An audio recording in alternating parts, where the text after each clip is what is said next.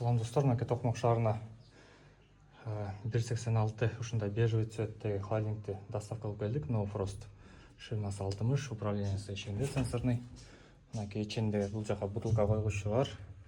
2 ящик менен для свежести и астында 3 морозильник. Акыркы модельдер No Frost. Мынакей. Алып келгенде дагы лифт иштебейт экен, жөө көтөрүп келдик.